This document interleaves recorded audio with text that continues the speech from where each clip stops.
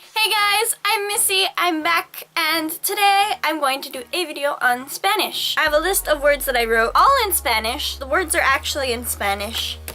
Literally. I am going to teach you guys some basic phrases that you might need as a traveler. So I am Mexican American. The Spanish that I know is mainly Spanish from Mexico. And that whiteboard always hangs up there. I don't have any strings to hang it up with anything else, so we're using this One Direction whiteboard. So for this video, y'all can call me Maestra, Señora Marisa.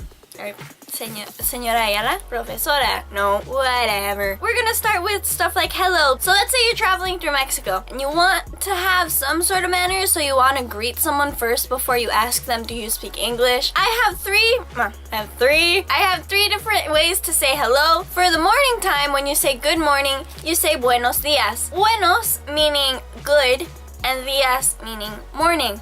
Literally speaking, it means good days because dias means days, but in the context of this phrase, it means good morning. Buenos dias. And the next one is good afternoon. Buenas tardes. Buenas also means good. It's basically the feminine version of buenos because words in Spanish are actually... Someone's home. Are actually gendered.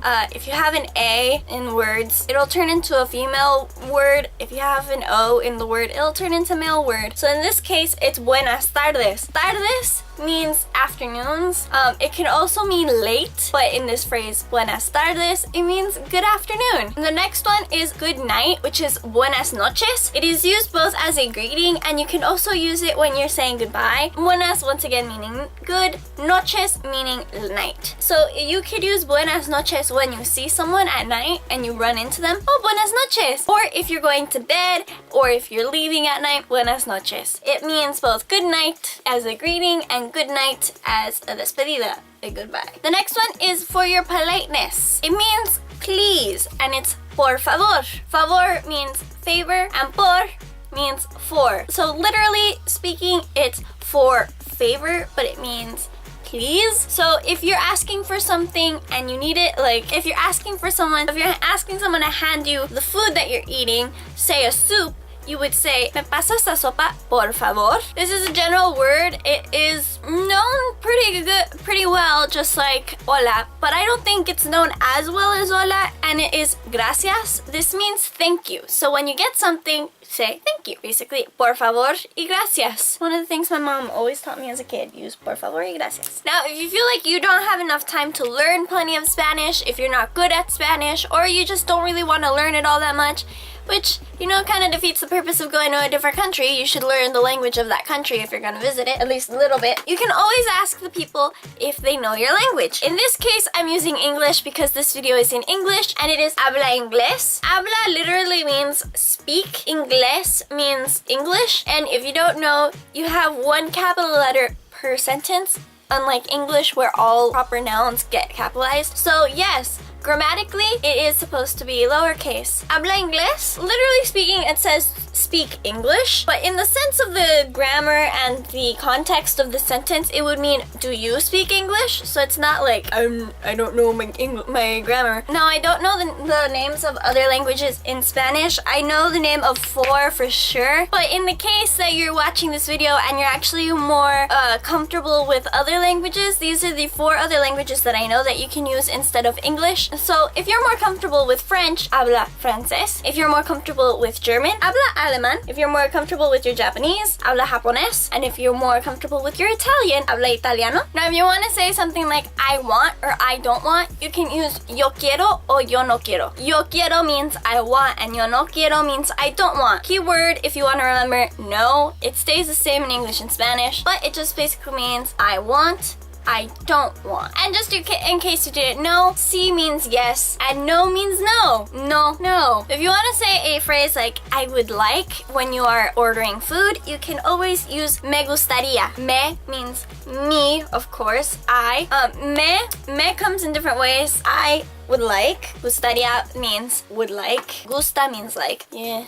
Spanish is a complicated language. If you are going shopping and they don't have the prices listed under it, or you still need to ask, you know, you could go to the tienditas, you could go to the mercaditos, or you could go to a normal store and you might not just find the price. You can always ask someone, ¿cuánto cuesta? ¿Cuánto means how much, cuesta means cost. So, ¿cuánto cuesta? How much does this cost? The next one is directional. If you need to find a place, you can always ask, ¿dónde está? O ¿dónde hay? These two are different, meaning, ¿dónde está? Means you know something in specific. You are in a restaurant, you need to find the bathroom. ¿Dónde está el baño? ¿Dónde hay? Is you don't know, you're asking for one in general. ¿Dónde hay un baño? Él means he, but in this case, because it is a gendered object, but not an actual human, not an actual creature, it means the. Un means one. Anyone throwing a hissy fit because the words are gendered? Doesn't matter, it's a language. It's been around for I don't know how many years, but it's been around for a long time, and Mexico is a very pretty place. My dad might say otherwise, but it's very pretty. I mean, I wouldn't live there full time, but I love visiting there with my grandparents. If you ask for directions and someone gives them to you, you can get the words izquierda and derecha handed to you. So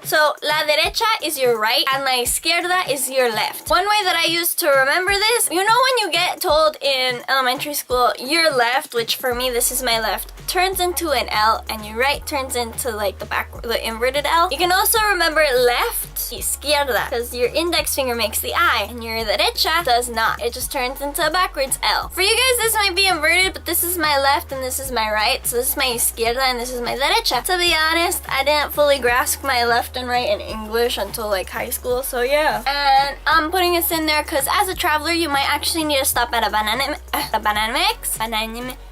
These next 4 words are around money and banks, because as a traveler, you might need to stop at a Banamex, or maybe even the other ones that I can't exactly remember right now. These are banco, which is the bank. Dinero is just money. Tarjeta de crédito means credit card. Tarjeta means card of crédito, credit. And cajero. Cajero is the ATM. Okay, the next 2 you might need. Generally, these have no actual, like, need. Yo necesito, I need. Yo meaning I. Necesito means need. The next one is no funciona. So if something isn't working, you can just point at it and say no funciona. The ATM isn't working. No funciona. Alright, these next 5 are places that you might need to go, might want to go. Boleto means your ticket. If you need a hotel, it's hotel. If you need a taxi, it's the same, just has a different accent. Baño means bathroom. It has an ñ. Or if you want to go to the movie theaters, even though you probably don't understand half of what they're gonna say, cine. A quick tip to go into Mexico: if you're gonna watch a movie in the cine, watch the live action ones, because those have subtitles instead of dubbed. The animated ones are actually dubbed. Or, you know, just use your Netflix. And the last one is a goodbye, which is in time for my camera to die. It is adios. It means bye. And yeah, that was my short-ish lesson on Spanish for you guys. Let me know if you liked it, if you want to know anything more. So let me know if you want to learn more, any type of words in specific, or any topics you might want to learn. And let me know if I was a good teacher. Thank you guys for watching. Hope you weren't bored.